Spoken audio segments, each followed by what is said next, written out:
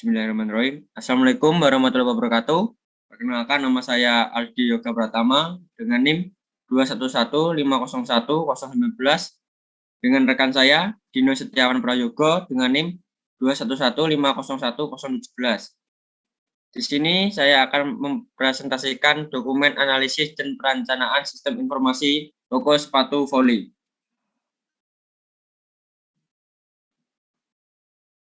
Bagian pertama akan dibacakan oleh rekan saya, Mas Dino. Monggo.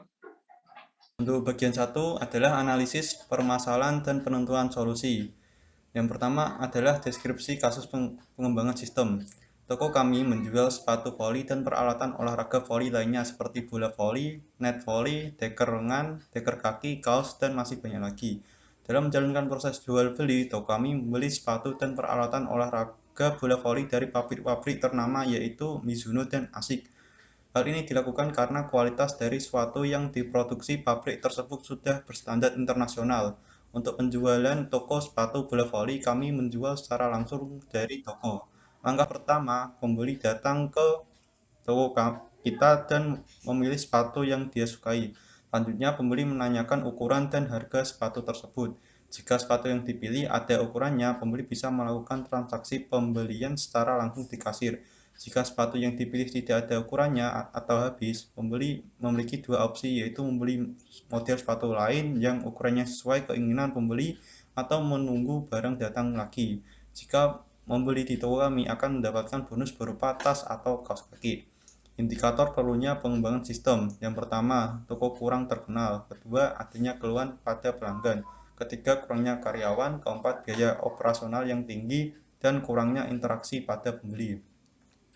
Selanjutnya, keuntungan pengembangan sistem. Tujuan utama dalam pengembangan sistem informasi adalah untuk memperbaiki proses jual beli. Sistem yang baru diharapkan, yang pertama, kami membuat promosi melalui platform seperti Instagram, YouTube, dan TikTok. Kami mempromosikan dengan atlet voli yang terkenal di Indonesia. Hal ini kami lakukan agar toko kami lebih dikenal oleh masyarakat luas. Kedua, dengan adanya sistem yang baru kami bisa mengirim barang keluar daerah. Ketiga, pengembangan sistem informasi yang baru ini membutuhkan karyawan baru yang bisa diandalkan di bidangnya masing-masing. Keempat, adanya sistem yang baru ini bisa mendapat potongan harga barang yang toko kami pesan.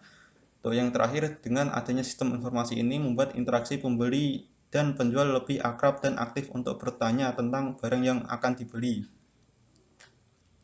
Untuk selanjutnya, identifikasi masalah dan penentuan solusi dari masalah. Yang pertama, identifikasi masalah. Toko kami berada di sebuah perkotaan. Toko kami hanya melayani pembeli yang datang langsung ke toko. Untuk pengiriman secara online, kami belum ada layanan tersebut. Jadi, toko kami hanya melayani dikenal di kota saja, tidak dikenal di daerah lain.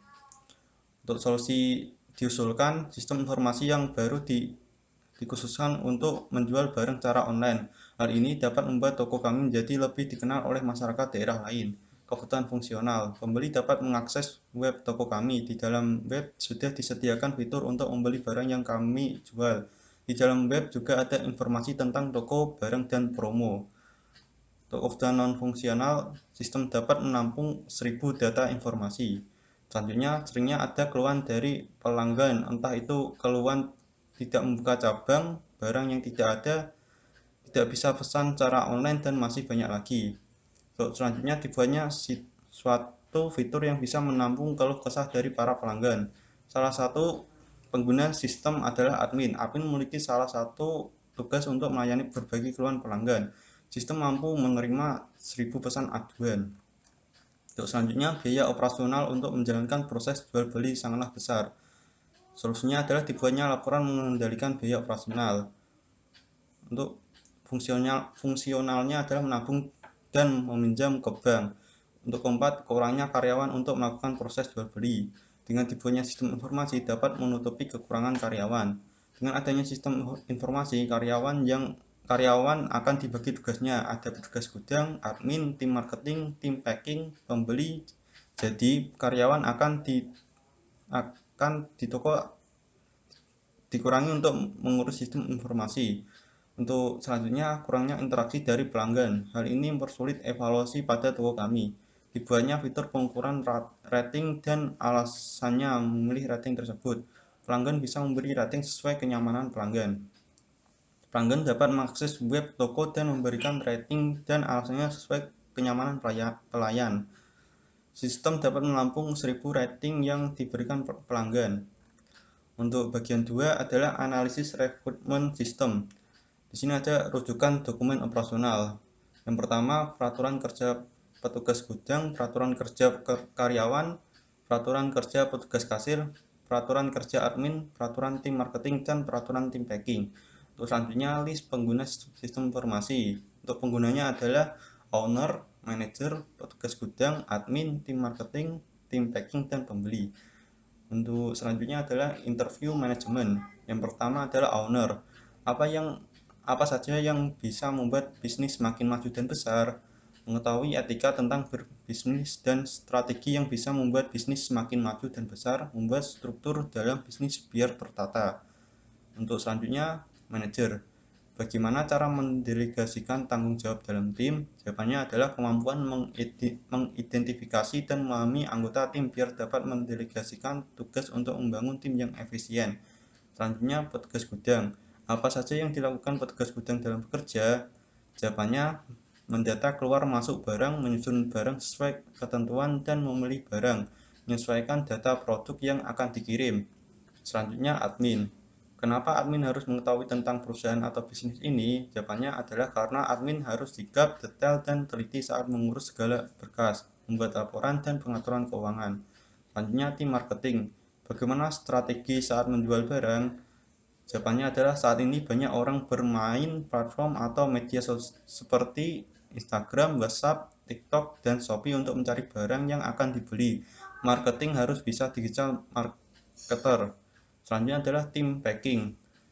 Apa saja yang harus dilakukan tim packing? Jawabannya adalah melakukan packing terhadap barang untuk dipasarkan sesuai dengan SOP yang sudah ditentukan dan menjaga barang saat pengepakan. Selanjutnya adalah pembeli. Bagaimana kita mengetahui apakah pembeli itu puas atau tidak? Jawabannya adalah menanyakan kepada pembeli dan meningkatkan kenyamanan pembeli agar aman dan puas saat berbelanja. Selanjutnya adalah observasi kebutuhan fitur sistem. Yang pertama adalah fitur dari login admin atau petugas. Di sini ada input username, dibutuhkan input password, captcha, dan login via Google Email. Untuk selanjutnya, untuk yang kedua adalah edit data barang, add data barang, delete, edit data informasi tentang toko, add data informasi, delete, dan chat. Untuk fitur ini dibutuhkan semua. Keterangannya adalah fitur ini hanya bisa diakses oleh admin atau petugas. Untuk yang ketiga adalah register user. Di dalam register user ada form daftar, form data pribadi, form data username, dan password, form data email Gmail, konfirmasi akun via email. Untuk fitur ini dibutuhkan semuanya. Untuk keterangannya adalah password harus menggunakan karakter unik berupa huruf besar, huruf kecil, dan simbol. Membutuhkan validasi kekuatan password. Untuk yang keempat adalah login user. Dalam login user terdapat input username dan password, kedua captcha, yang ketiga login via Google Email. Untuk fitur ini dibutuhkan semuanya. Untuk selanjutnya adalah keranjang belanja, wishlist, payment gateway, pencarian produk, halaman promo, informasi produk baru, relate item atau produk terkait, fact, dan prediksi ongkos kirim. Untuk fitur ini semuanya dibutuhkan web kecuali relate item. Untuk keterangannya adalah payment gateway menyediakan proses pembayaran melalui kartu debit, kartu kredit, dan metode pembayaran lainnya. Untuk selanjutnya bagian 3, yaitu alur kerja sistem informasi. Untuk diagram alir, di sini adalah diagram alir flowchart sistem pencatatan pembayaran. Untuk alurnya adalah di sini admin membuat bukti pembayaran, selanjutnya bukti pembayaran akan dikirim ke owner. Owner akan memvalidasi bukti pembayaran, terus mengirimkan lagi ke admin lagi. Untuk selanjutnya adalah flowchart sistem pengecekan barang. Untuk yang pertama adalah bagian gudang membuat data barang. data barang sudah sesuai dengan ROP, lalu dikirimkan ke pembeli. Pembeli akan mengirimkan data barang, terus membuat daftar barang yang sudah dibeli, lalu dikirim ke supplier. Supplier akan membuat katalog sepatu, selanjutnya akan dikirim ke pembeli lagi. Untuk selanjutnya adalah diagram use case pada web sistem informasi toko sepatu. Untuk yang pertama adalah owner. Owner ini mengawasi semua pekerjaan. Selanjutnya manager mengawasi semua pekerjaan dan mengelola pekerjaan. Untuk selanjutnya adalah pembeli. Pembeli memiliki akses yaitu masuk ke web, mencari informasi, pesan barang dan pembayaran. Selanjutnya adalah petugas packing. Petugas packing ini tugasnya adalah packing barang dan pengiriman barang. Selanjutnya petugas gudang yaitu packing barang dan mencari barang. Selanjutnya admin. Untuk tugas admin yaitu memberikan informasi, update pada web, membuat laporan penjualan, menerima laporan aduan, menerima pembayaran. Untuk yang terakhir adalah tim marketing. Tugasnya adalah memberikan informasi dan memasarkan barang. Untuk bagian 4 akan dilanjutkan oleh Aldi. Di sini saya akan melanjutkan dari Mas Dino.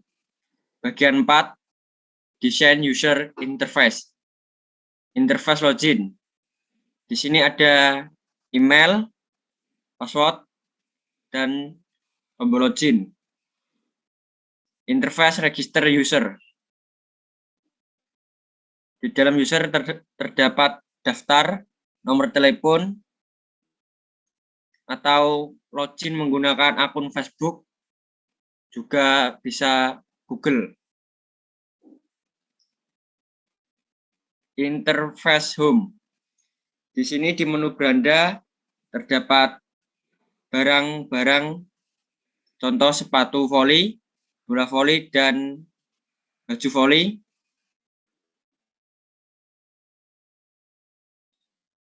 Interface menu sepatu. Di sini kalian bisa mencari produk atau sepatu yang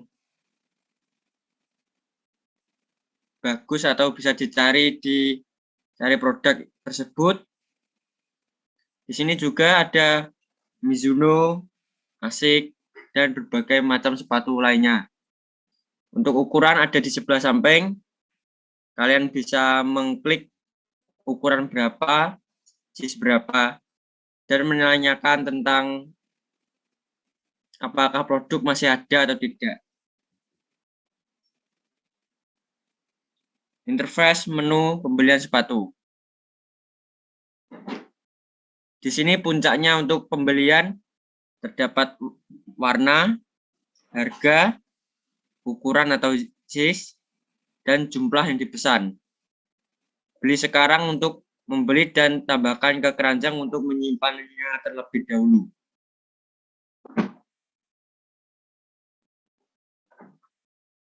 Bagian 5, pengujian sistem. Pengujian Blackboard System. Nomor 1, deskripsi. Pengolahan data pendaftaran atau login. Prosedur penguji, menginput data, mendaftarkan atau login. Masukkan, mengisi nomor telepon, kemudian klik tombol login. Keluar yang diharapkan, sistem akan menerima akses, kemudian mengisi email dan password. Hasil yang didapat sesuai harapan, kesimpulan diterima. 2, sama seperti nomor 1, deskripsinya. Prosedur pengujian sama seperti nomor 1, masukkan email dan password diisi, kemudian klik tombol login. Sistem keluar yang diharapkan, sistem akan menerima akses, kemudian mengirim notifikasi ke email. Hasil sesuai harapan, kesimpulan diterima. 3, deskripsi sama seperti nomor 1 dan 2. Prosedur penguji sama seperti nomor 1 dan 2. Masukkan email dan password tidak diisi, kemudian klik tombol login. Keluar yang diharapkan, sistem akan menolak dan menampilkan pesan harap isi email dan password. Hasil yang didapat sesuai harapan, kesimpulan diterima. Nomor 4, Deskripsi sama seperti nomor 1, 2, dan 3. Prosedur penguji, menginput data yang terdaftar atau login. Masukkan, masuk ke beranda dan memilih barang keluar yang diharapkan, sistem akan menerima akses. Hasil yang didapat sesuai harapan, kesimpulan diterima. 5. Pengelolaan data pendaftaran atau login. Prosedur penguji, menginput data yang terdaftar atau login, masukkan, memilih, dan menanyakan ke penjual. Keluar yang diharapkan, sistem akan menerima akses dan menampilkan barang ada. Hasil yang didapat sesuai harapan, kesimpulan diterima. Bagian 6, analisis kebutuhan biaya. Analisis manfaat sistem. Di sini ada rincian biaya toko sepatu voli, biaya modal usaha, 1. Membeli barang ke produsen dengan jumlah 200 juta rupiah, membuat rak penjualan 10 juta rupiah, membuat banner toko 1 juta rupiah, biaya operasional atau perawatan, biaya pemeliharaan barang 500.000, biaya packing 500.000, biaya paket 500.000, biaya gaji karyawan 1.500.000, biaya internet 500.000. Total biaya berjumlah 214.500.000 rupiah. Sekian presentasi dari kelompok kami. Apabila ada kata-kata yang kurang berkenan, mohon dimaafkan sebesarnya. Wassalamualaikum warahmatullahi wabarakatuh.